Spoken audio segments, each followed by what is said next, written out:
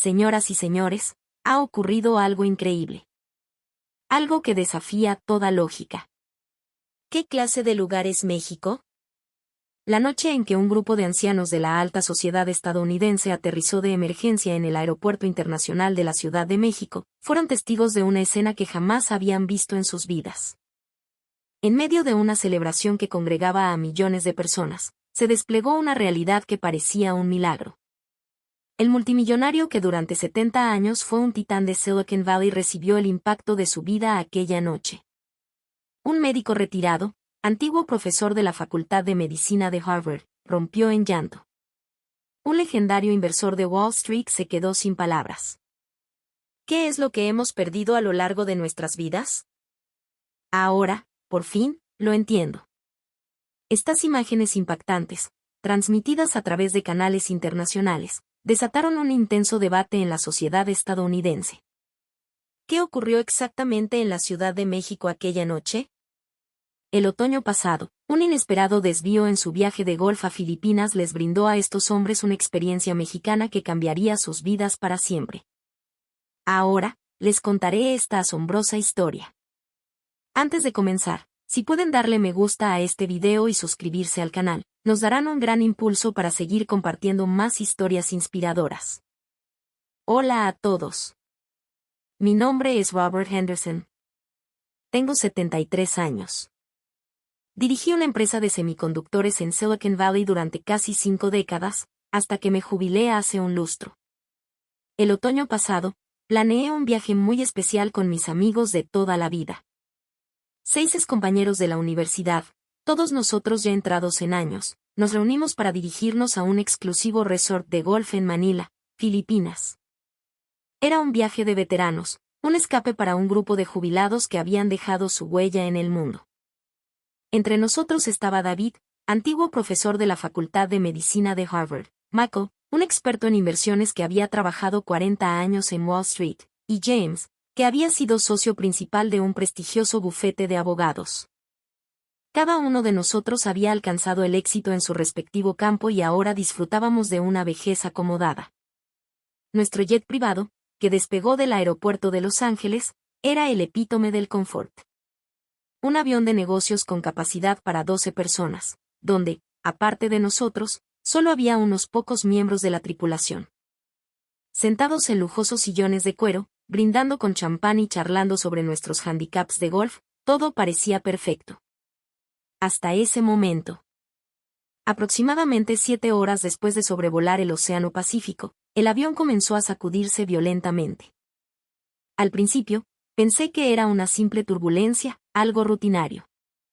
Pero la voz del capitán, tensa y urgente, resonó por el intercomunicador. Señores, debido a una señal anómala detectada en el sistema de presurización, por motivos de seguridad, realizaremos un aterrizaje de emergencia en el aeropuerto internacional más cercano.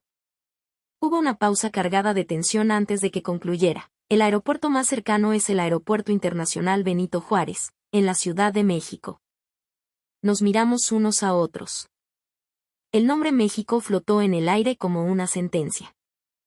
El pánico no fue inmediato, pero una profunda inquietud se apoderó de nosotros.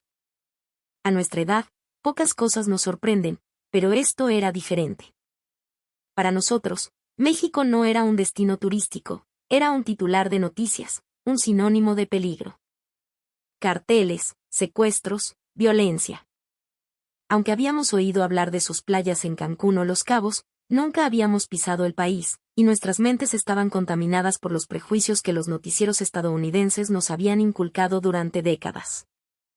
Michael fue el primero en romper el silencio, con una voz apenas audible. ¿México, estás bromeando? Nos secuestrarán en cuanto pongamos un pie fuera del avión. James asintió, con el rostro pálido. Deberíamos habernos desviado a Hawái, a cualquier otro lugar. El avión aterrizó sin problemas en el AICM. El personal del aeropuerto actuó con una rapidez y eficiencia que nos sorprendió. Tras realizar los trámites de inmigración, nos llevaron a una sala de espera. La aerolínea nos informó que la revisión del avión tomaría al menos 12 o 15 horas. Mañana por la tarde, probablemente, podrán continuar su viaje, nos explicaron. Un empleado del aeropuerto se acercó con amabilidad. ¿Desean que les reservemos un hotel cercano o prefieren esperar en la sala VIP del aeropuerto? Por supuesto, elegimos el hotel. La idea de que un grupo de hombres de entre 70 y 80 años pasara la noche en las sillas de un aeropuerto era impensable. En el trayecto del aeropuerto al hotel, miraba por la ventanilla, esperando ver el caos y la miseria que imaginaba. Mi mente estaba preparada para el apocalipsis. Pero lo que vi me desconcertó. Calles limpias y bien pavimentadas, vehículos que circulaban en un orden casi coreografiado, y edificios modernos que se alzaban hacia el cielo. Era una ciudad mucho más desarrollada y vibrante de lo que jamás hubiera previsto. Si soy honesto, albergaba un prejuicio arraigado sobre Latinoamérica, una idea preconcebida de que era una región atrasada en comparación con Estados Unidos, siempre ineficiente y lenta. Llegamos al hotel sobre las 6 de la tarde. Tras registrarnos y dejar el equipaje en nuestras habitaciones, mis amigos, agotados por el viaje y la tensión, dijeron que se retirarían a descansar. Pero yo no podía dormir. Quizás era el desfase horario, pero sentía una extraña inquietud, una mezcla de curiosidad y aprensión. Regresé al vestíbulo y me acerqué al conserje. Disculpe, ¿hay algo que se pueda hacer por aquí esta noche? El joven conserje sonrió con una calidez genuina. Señor, llegó en un día muy especial. Hoy es el gran desfile de Día de Muertos en el Zócalo. Es un evento de talla mundial, millones de personas se reúnen para celebrarlo. Explicó que la Plaza de la Constitución, el corazón de la ciudad, estaba a unos 30 minutos en coche y que se esperaba la asistencia de más de 1 millón de personas. Millones de personas. Al oír esa cifra, una risa sardónica se formó en mi interior. Yo sabía perfectamente lo que ocurría en Estados Unidos cuando una multitud de ese tamaño se congregaba. Recordé el Festival de Música en Las Vegas, donde un tirador masacró a 58 personas. Recordé el Maratón de Boston, donde cientos resultaron heridos por un atentado con bomba. En Estados Unidos, un evento masivo es sinónimo de peligro, de tensión, de una amenaza latente. Sin embargo, no tenía a dónde ir, y la curiosidad me carcomía. Quería ver con mis propios ojos cómo los mexicanos manejaban una congregación de millones. Quizás, una parte morbosa de mí esperaba presenciar el caos, el infierno que confirmaría todos mis prejuicios. Así que tomé un taxi y me dirigí al Zócalo. El taxista apenas hablaba inglés, pero su amabilidad era palpable. Le dije, desfile de Día de Muertos, Zócalo, y él asintió con una sonrisa comprensiva. A través de la ventanilla, la noche de la Ciudad de México se desplegaba ante mí. Entre los rascacielos y los edificios coloniales, la plaza principal, flanqueada por la imponente Catedral Metropolitana y el Palacio Nacional, comenzaba a vislumbrarse. A su alrededor, las calles y aceras ya estaban abarrotadas de gente. A medida que nos acercábamos, la multitud se hacía más densa y empecé a sentir una punzada de nerviosismo. En Estados Unidos, a estas alturas, ya habría helicópteros de la policía sobrevolando la zona, guardias armados por todas partes, gente revisando bolsos con desconfianza, detectores de metales y miradas suspicaces. Pero el centro histórico era diferente. Al bajar del taxi y caminar hacia la plaza, me sorprendió la expresión de la gente. Sus rostros no mostraban tensión, sino una serena alegría. Familias enteras, con las caras pintadas como calaveras, extendían mantas en el suelo. Niños disfrazados de esqueletos corrían y reían. Parejas paseaban de la mano. No había ni rastro de la atmósfera de miedo que yo esperaba. Bueno, probablemente es porque el desfile aún no ha comenzado, pensé. Cuando se junte más gente, la situación cambiará. Qué equivocado estaba. Mi predicción estaba a punto de ser demolida por completo. Cuando llegué a la plaza, no podía creer lo que veían mis ojos. Cientos de miles de personas ya ocupaban su lugar, pero lo hacían con un orden asombroso. Una multitud tan vasta, sentada pacíficamente. En Estados Unidos, a estas alturas, ya habría gritos, peleas, gente empujándose. Pero aquí era diferente. Caminé lentamente entre la gente. Sobre las mantas, las familias compartían tacos de canasta, tamales y el tradicional pan de muerto. Los niños correteaban, pero con un cuidado instintivo de no invadir el espacio de los demás. Los adultos charlaban en voz baja, esperando el comienzo del espectáculo. Después de caminar durante una hora, decidí descansar en una banca. Mis piernas empezaban a doler. A mis 73 años, una caminata tan larga era un esfuerzo considerable. Mientras estaba sentado, observando a la multitud, una pareja de mediana edad se sentó a mi lado. Sacaron tamales y fruta de una bolsa grande y comenzaron a comer. Yo simplemente observaba, cuando, de repente, la mujer me ofreció un tamal. Al principio, dudé. En Estados Unidos, es casi impensable que un extraño te ofrezca comida. Podría estar envenenada, drogada. Mil escenarios terribles pasaron por mi mente. La mujer, notando mi vacilación, dijo en un inglés sencillo, es comida mexicana, muy rica. Por favor, pruebe. Quería rechazarlo amablemente, pero la sinceridad en la mirada de esa pareja era abrumadora. Era un gesto puro, un deseo genuino de compartir. Acepté el tamal y le di un mordisco. Estaba sorprendentemente delicioso. La masa suave, el relleno sabroso, una mezcla de sabores que se fundían perfectamente en mi boca. Les di las gracias, y la pareja simplemente sonrió y asintió, volviendo a su conversación. Sin pedir nada a cambio, sin condiciones. Simplemente compartir. Justo en ese momento, un grito desgarrador resonó detrás de mí. Me sobresalté y me giré instintivamente. En Estados Unidos, un grito así significa un disparo, violencia inminente. Mi corazón se aceleró y, por puro instinto, agaché el cuerpo, preparándome para el caos. Pero la situación era completamente diferente. Una joven madre miraba a su alrededor con desesperación, gritando un nombre. Su hijo se había perdido. Un niño de unos 5 años, que había dicho que iba al baño y no había regresado. En ese instante, pensé en el peor de los escenarios. El secuestro. La trata de personas. El México de mis pesadillas se materializaba frente a mí. El rostro de la madre estaba pálido, el padre apartaba a la gente con manos temblorosas, buscándolo frenéticamente. Y entonces, ocurrió algo asombroso. Un milagro. La gente a su alrededor, en lugar de dispersarse o ignorarlos, comenzó a actuar al unísono. No como un ejército organizado, pues nadie daba órdenes, sino de una manera natural, como si lo hubieran ensayado toda la vida. Un grupo de jóvenes corrió rápidamente hacia las calles aledañas. Hombres de mediana edad comenzaron a peinar la zona de los baños portátiles. Las mujeres consolaban a la madre mientras le preguntaban por las características del niño. Alguien llamó inmediatamente a la policía con su celular. Pero lo que sucedió a continuación fue lo que me dejó sin aliento. Un hombre cerca de la madre se puso de pie y comenzó a aplaudir con un ritmo específico y a gritar un nombre, Mateo. Otro se unió, y otro más. En segundos, un coro de miles de voces retumbaba en la plaza, Mateo. Mateo.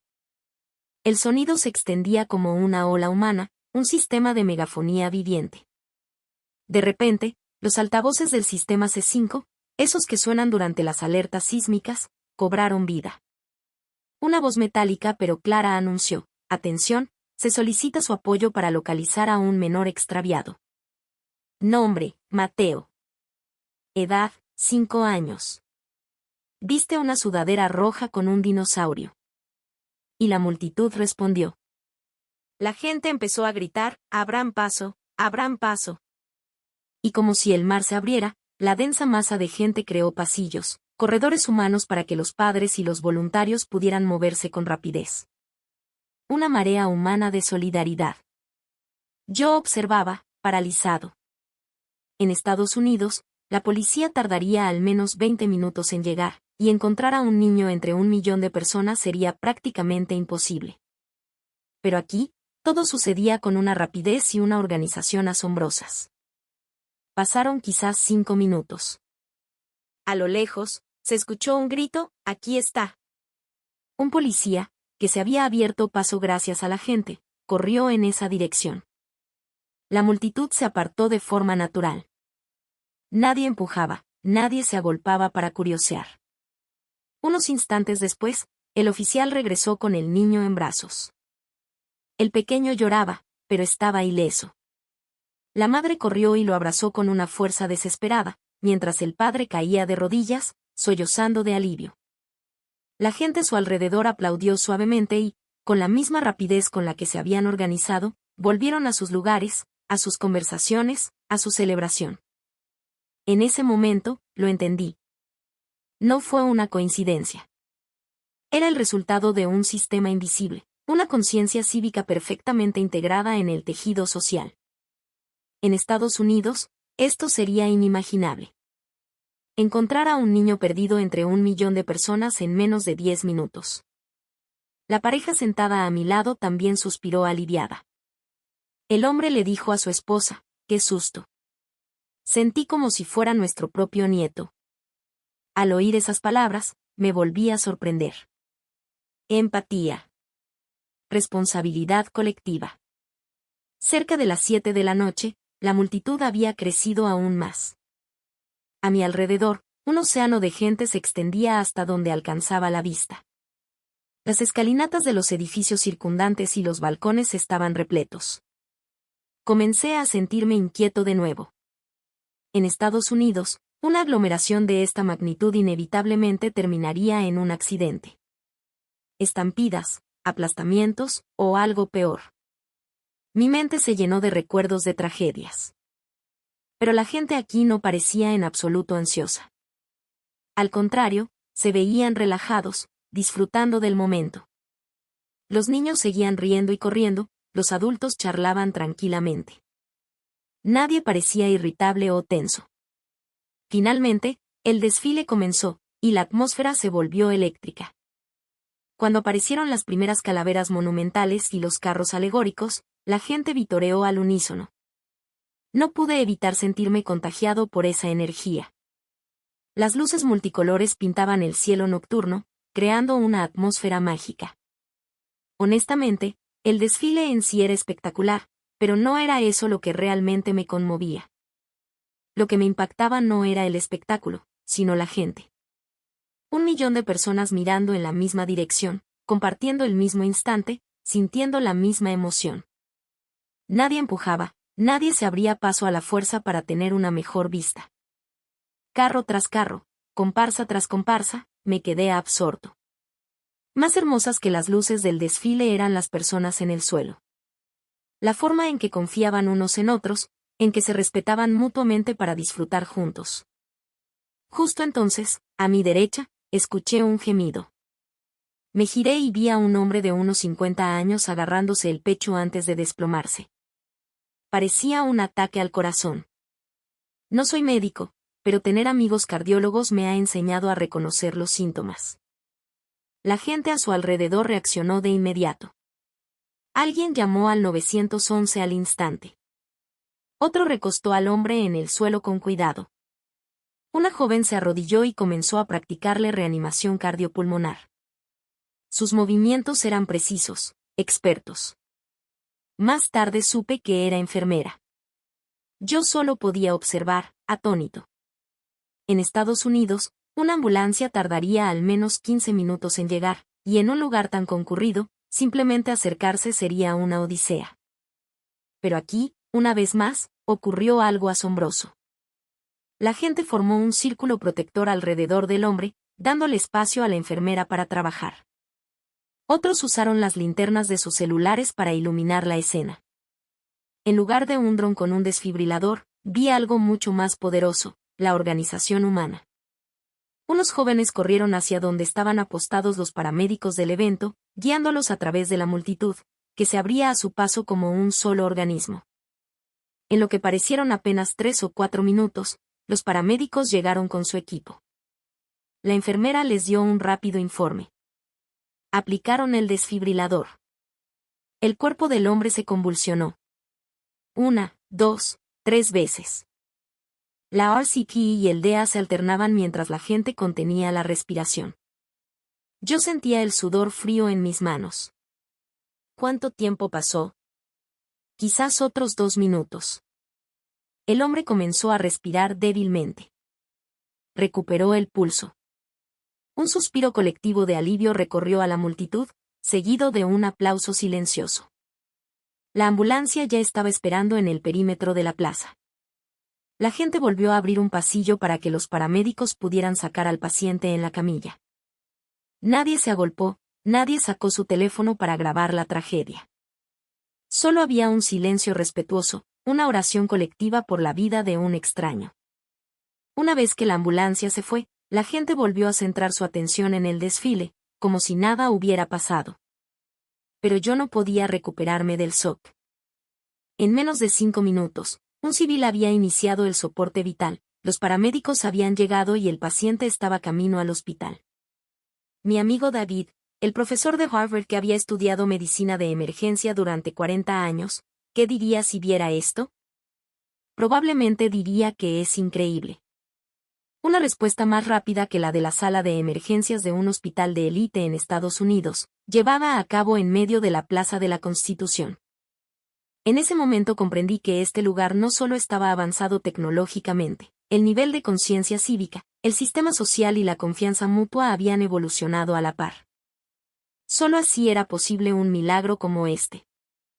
El pueblo unido jamás será vencido. La frase resonó en mi cabeza, no como un eslogan político, sino como una verdad palpable. El desfile continuó, pero ya no miraba solo los carros alegóricos. Empecé a observar a la gente a mi alrededor. Sus expresiones, sus acciones, la atmósfera. Y comencé a compararlo con Estados Unidos, el país donde he vivido toda mi vida. Allí, después de un gran evento, las noticias siempre informan de incidentes. Tiroteos, violencia, estampidas, robos. Siempre ocurre algo. Por eso la gente, mientras disfruta, también está siempre tensa, siempre alerta. Un evento es tanto diversión como peligro. Pero aquí era diferente. La gente parecía genuinamente relajada. Los niños podían correr sin temor. Los ancianos paseaban tranquilamente. Los jóvenes disfrutaban con libertad. No había miedo, porque confiaban los unos en los otros. Llegó el final del desfile. La última comparsa pasó, y entre aplausos y vítores, la celebración masiva concluyó. Y entonces, me puse tenso de nuevo. Ahora venía el verdadero problema. ¿Qué pasaría cuando 1 millón de personas intentaran salir al mismo tiempo? En Estados Unidos, sería el caos absoluto. La gente se empujaría, gritaría, pelearía. Habría accidentes, niños pisoteados. Me levanté, mirando a mi alrededor, buscando una ruta de escape en caso de peligro. Sin embargo, una vez más, mi predicción fue completamente errónea. La gente se puso de pie, sí, pero nadie se apresuró. Se movían con una calma y una paciencia desconcertantes. Y entonces, ocurrió algo aún más sorprendente. La gente empezó a recoger la basura. Al principio, no podía creer lo que veía. Este era un lugar donde había estado 1 millón de personas. Daba por sentado que quedaría un campo de batalla de desperdicios. Pero la gente sacaba bolsas de plástico y comenzaba a guardar los restos de lo que habían comido.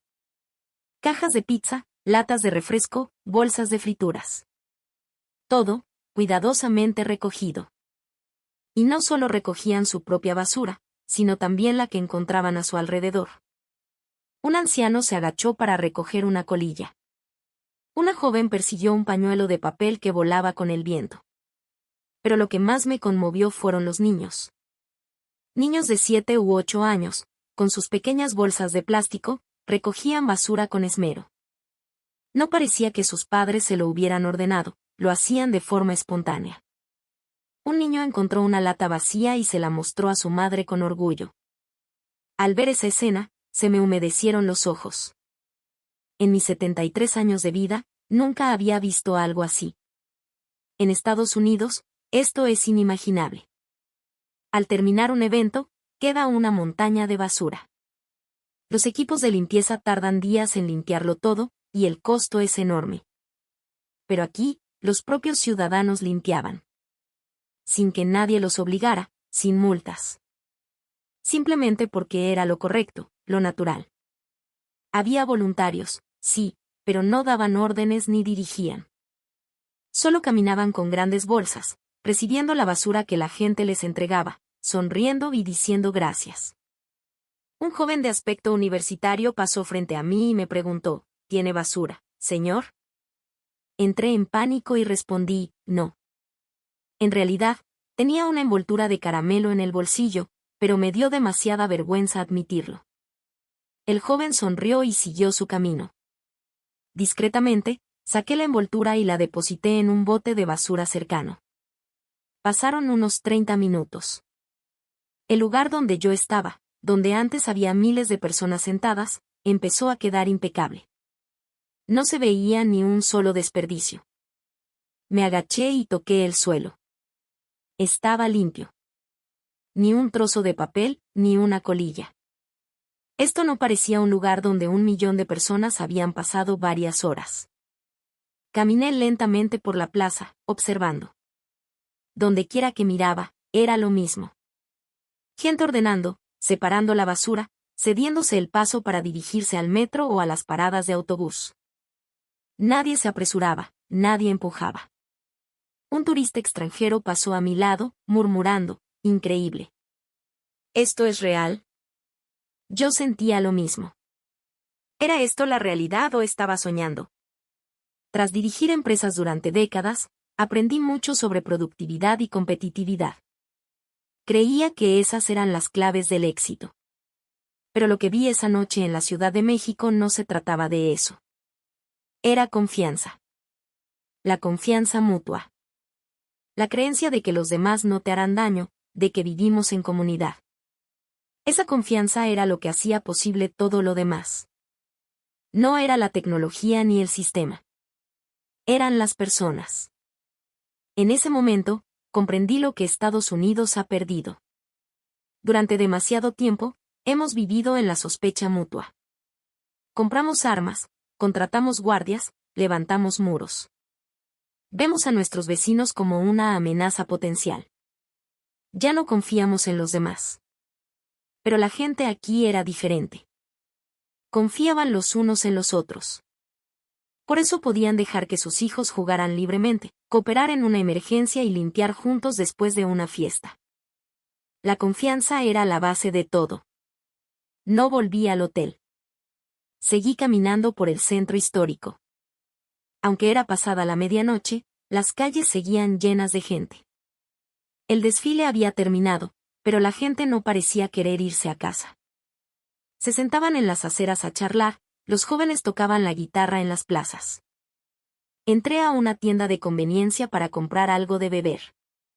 Abrí el refrigerador para tomar una botella de agua, pero había tantas marcas que no sabía cuál elegir. Mientras dudaba, el empleado se acercó y, en un inglés sencillo, me ayudó a decidir. Al salir, vi a una pareja de ancianos sentada en una banca. Un abuelo y una abuela, de unos 70 y tantos años, se tomaban de la mano, contemplando la catedral iluminada. Me senté en la banca de al lado. El abuelo me miró, sonrió y asintió. Le devolví la sonrisa. Y así, sin decir una palabra, nos quedamos mirando el majestuoso edificio. No sé cuánto tiempo pasó. La abuela sacó una mandarina de su bolso y me la ofreció. Era la segunda vez en el día que un extraño me ofrecía comida. Esta vez, no dudé. Gracias, dije, y la acepté. Mientras pelaba la mandarina, miré a mi alrededor. Era casi la 1 de la mañana, y todavía había familias paseando, parejas con niños pequeños, madres jóvenes empujando carriolas. En Estados Unidos, esto es impensable. Pasear con tus hijos por el centro de una gran ciudad a la 1 de la mañana es un acto suicida. Podrías ser asaltado, podrías quedar atrapado en un tiroteo. En Estados Unidos, la noche es un tiempo de peligro. Pero aquí era diferente. La gente no tenía miedo. Había mujeres jóvenes corriendo solas, estudiantes universitarios leyendo en una manta, incluso muchos ancianos paseando en solitario. Esto era lo que más envidiaba.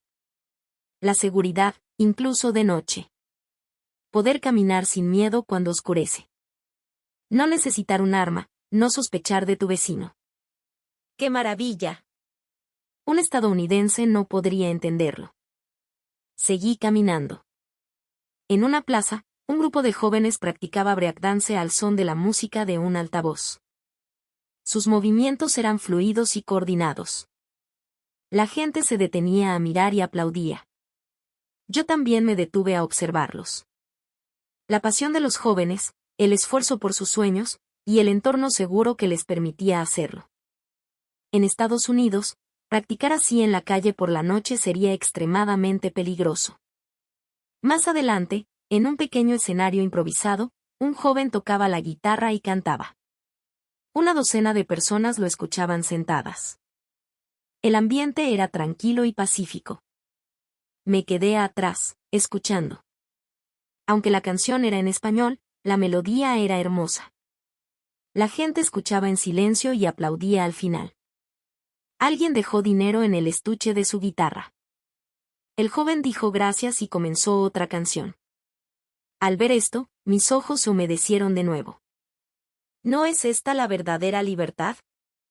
Poder cantar en la calle por la noche y que la gente pueda disfrutarlo de forma segura. Sin preocuparse por los disparos, sin preocuparse por el crimen, solo escuchando la música. En Estados Unidos, gritamos sobre la libertad. La libertad de portar armas, la libertad de expresión, la libertad de movimiento. Pero nos falta la libertad más importante, la libertad de pasear por un parque por la noche. La libertad de disfrutar de un festival con tus hijos. Porque siempre debemos sentirnos inseguros, siempre estar alerta. Sin embargo, aquí existía la verdadera libertad. La libertad sin miedo. La libertad de confiar en los demás. La libertad de estar seguro incluso de noche. Esa es la verdadera libertad. Cerca de las 2 de la mañana, decidí caminar lentamente de regreso al hotel. Tomé un taxi, y el conductor, amablemente, me preguntó de dónde era. De Estados Unidos, respondí. Él asintió y preguntó, ¿y qué le parece México? Lo pensé un momento y respondí, sorprendente. Increíblemente hermoso. El conductor sonrió. Gracias. México también fue pobre y tuvo tiempos difíciles. Pero todos trabajamos juntos para llegar a donde estamos hoy. Al regresar a mi habitación de hotel, me acosté en la cama, pero no pude dormir. Las imágenes de lo que había visto no dejaban de repetirse en mi mente. La búsqueda del niño perdido, el rescate del hombre enfermo, la gente recogiendo la basura, la paz de las calles nocturnas. Me quedé mirando el techo, pensando. ¿Qué fue lo que vi hoy? ¿Fue solo un desfile bien organizado? ¿O fue algo más? Fue la madurez de una sociedad. El nivel de conciencia cívica. La confianza mutua. Y la sociedad segura y libre creada por todo ello. Estados Unidos es el país más rico del mundo, con el ejército más poderoso y la tecnología más avanzada. Pero los estadounidenses temen los eventos masivos, temen pasear de noche, no confían en sus vecinos. ¿Y aquí? La economía es más pequeña, el poder militar es menor. Pero la gente disfruta de sus festivales, camina libremente por la noche y confía en los demás. ¿Quién es más feliz? Esa noche, comprendí muchas cosas. Un país verdaderamente avanzado no se define por su poder económico o militar. Un país donde los ciudadanos pueden confiar los unos en los otros y vivir seguros. Ese es un país verdaderamente avanzado. A la mañana siguiente, me reuní con mis amigos en el restaurante del hotel. Habían descansado bien y parecían renovados. Comencé a contarles lo que había visto la noche anterior en el Zócalo. Al principio, no parecían muy interesados. David, mientras tomaba su café, parecía pensar que solo era un evento bien organizado. Michael, por su parte, asumió que la gente en Asia simplemente era más ordenada. Pero no me rendí. Les conté en detalle la historia del niño perdido encontrado en 10 minutos, la historia del rescate médico, la historia del 1.000.000 de personas limpiando voluntariamente. Poco a poco, sus expresiones se tornaron serias. David, que enseñó medicina de emergencia en Harvard durante décadas, lo pensó un momento y admitió que incluso en la sala de emergencias de un hospital de élite en Estados Unidos, una respuesta tan rápida sería imposible, especialmente al aire libre. Su voz estaba teñida de asombro. James, como el abogado que era, planteó preguntas prácticas. ¿Y la responsabilidad legal? ¿Qué pasa si un ciudadano comete un error durante el rescate? Respondí que no lo sabía, pero que lo que sí sabía era que la gente había ayudado sin dudarlo un segundo. Michael, el inversor de Wall Street, dijo que había pasado toda su vida aprendiendo que la confianza es algo que el dinero no puede comprar. Y que la gente de la Ciudad de México poseía esa confianza. Miró por la ventana, pensativo. Les propuse a mis amigos, hoy, antes de que salga nuestro avión, tenemos tiempo. Vayamos al Zócalo. Lo creerán cuando lo vean con sus propios ojos. Se miraron y asintieron. Alrededor de las 10 de la mañana, nos dirigimos de nuevo al centro histórico. Aunque era una mañana de un día laborable, la plaza bullía de vida tranquila. Gente corriendo, andando en bicicleta, ancianos paseando. Caminamos por el lugar donde se había celebrado el desfile. David estaba asombrado. Está impecable. Es increíble que aquí hubiera 1.000.000 de personas. No había ni un solo desperdicio en la plaza. Ni una colilla. Mientras descansábamos en una banca, un hombre de mediana edad que estaba corriendo se acercó y nos ofreció una botella de agua a cada uno. Probablemente pensó que, como extranjeros, tendríamos sed. Dudamos, pero la aceptamos con gratitud. Recibir agua de un extraño. Inimaginable en Estados Unidos.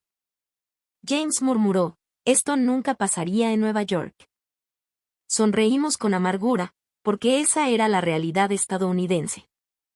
Un poco más adelante, había un pequeño parque infantil. Los niños corrían y jugaban mientras sus madres charlaban relajadamente en las bancas. Eso significaba que el lugar era lo suficientemente seguro como para no tener que vigilarlos constantemente. Michael suspiró. Dijo que cuando su nieta va al parque, siempre tiene que ir acompañada de un adulto. No puede ir sola. Demasiados secuestros, demasiados tiroteos. Había una profunda tristeza en su voz. Nos sentamos en la terraza de una cafetería, bebiendo café y hablando durante un buen rato. Sobre lo que habíamos visto, lo que sentíamos y las diferencias con Estados Unidos. La conversación, naturalmente, derivó hacia lo que habíamos perdido.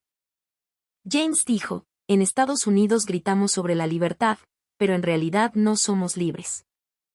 Tenemos la libertad de portar armas, pero no la libertad de vivir sin miedo a las armas. Es una ironía. Nadie lo contradijo. Mako dijo que había pasado su vida ganando dinero, convirtiéndose en multimillonario, pero que nunca había podido pasear tranquilamente por un parque. Siempre con el miedo a ser asaltado, a ser disparado. Se preguntó si eso era realmente una vida exitosa. Había arrepentimiento en sus ojos. David explicó desde una perspectiva médica que el estrés es la principal causa de enfermedad. Los estadounidenses modernos vivimos en un estado constante de estrés. Ansiedad, miedo, sospecha.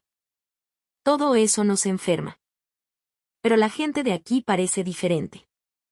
Parecen estar en paz. Les conté la historia de la pareja de ancianos que vi la noche anterior. A la 1 de la mañana, sentados en una banca, tomados de la mano, sin miedo. Nos quedamos en silencio por un momento, cada uno perdido en sus pensamientos. A nuestros 70 y tantos años, habíamos logrado mucho. Dinero, fama, estatus. Pero sentíamos que habíamos perdido lo más importante. A la hora del almuerzo, entramos en un restaurante cercano. Era de comida tradicional mexicana, pero no entendíamos el menú.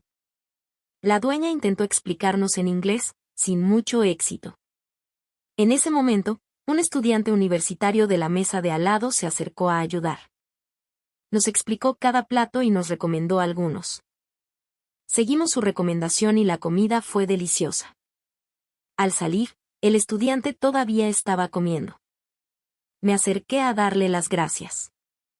Él sonrió y dijo, de nada. Bienvenidos a México. A las 3 de la tarde, nos dirigimos al aeropuerto. En el taxi, mirábamos por la ventanilla. Las calles de la Ciudad de México, su gente, el tráfico ordenado, la amabilidad. Aunque solo fue un día, nos dejó una impresión imborrable. Para mí, fue una experiencia que me hizo revaluar toda mi vida. Al llegar al aeropuerto, nos sorprendió de nuevo la amabilidad del personal. Eficientes y cálidos. Al pasar por el control de seguridad, Mako comentó, el control es exhaustivo, pero no amenazante. En Estados Unidos, pasar por seguridad es estresante. Aquí, aunque es riguroso, te sientes respetado. Sentados cerca de la puerta de embarque, tuvimos nuestra última conversación. David habló primero, al principio, era escéptico. Pero después de verlo con mis propios ojos, tengo que creerlo. Es un lugar asombroso. James, el abogado, dijo, lo que más me sorprende es la conciencia cívica. No parece que obedezcan las reglas por miedo a la ley, sino porque creen que es lo correcto.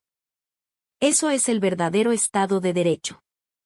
Michael, con expresión seria, preguntó, ¿podremos dejarles un mundo así a nuestros nietos? Un mundo donde se pueda vivir seguro sin armas, donde se pueda confiar en los demás. ¿O Estados Unidos ya ha ido demasiado lejos?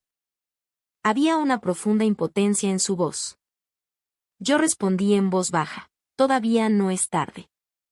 Me dijeron que México también tuvo tiempos difíciles, pero trabajaron juntos para superarlos. Nosotros también podemos hacerlo. No será fácil, pero podemos. Llamaron a nuestro vuelo. Nos levantamos y caminamos hacia la puerta. Antes de embarcar, miré por última vez hacia afuera. A lo lejos, se veían los rascacielos de la ciudad. Solo fue un día, pero fue la experiencia más intensa de mi vida. He vivido 73 años, he visto muchas cosas, pero nada me ha impactado tanto como lo que vi anoche en la Ciudad de México. Aprendí cómo una sociedad puede madurar, cómo las personas pueden vivir juntas. El avión despegó. La ciudad se hacía cada vez más pequeña. Saqué mi computadora portátil y comencé a escribir. Sentí que tenía que registrar esto. Era demasiado valioso para dejarlo solo en mi memoria. David preguntó qué estaba escribiendo. Estoy documentando todo lo que vimos. Creo que la gente en Estados Unidos debería saberlo. Él asintió. La gente debería saber que hay otra forma posible. Seguí tecleando. La historia del niño perdido, del rescate médico, de la limpieza voluntaria, de la seguridad nocturna de la Ciudad de México. Lo escribí todo, con detalle, para que cualquiera que lo leyera pudiera creerlo. Michael sugirió, ¿por qué no lo publicas en redes sociales? Tengo curiosidad por ver la reacción. La respuesta fue más rápida de lo que esperaba. En pocas horas, cientos de comentarios y miles de compartidos. La gente estaba asombrada, decían que era increíble, que querían ir a verlo por sí mismos. También hubo escépticos. Algunos decían que era una exageración, una falsedad, propaganda del gobierno. No los culpé. Yo tampoco lo habría creído si no lo hubiera visto con mis propios ojos. Unos días después, recibí una llamada inesperada. CNN quería entrevistarme. Mi publicación se había vuelto viral. Acepté de inmediato. Le conté al periodista todo lo que vi. El niño perdido, el rescate, la limpieza, la seguridad. Sin omitir nada. Al principio, el periodista me miraba con escepticismo. ¿De verdad es posible algo así?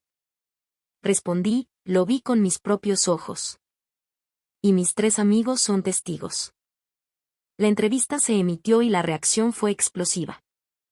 Se desató un debate en todo Estados Unidos. Los conservadores decían que era una cuestión cultural. Los liberales, que era gracias al control de armas.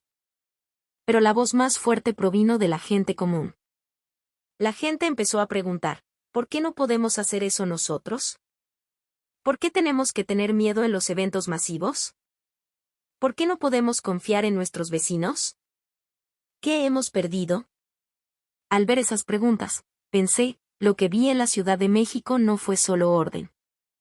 Fue confianza, madurez, una forma de vivir en comunidad. Mi vida cambió por completo. Invitaciones a dar conferencias, solicitudes de entrevistas. Al principio me sentí abrumado, pero poco a poco sentí una misión. Tenía que contar esta historia.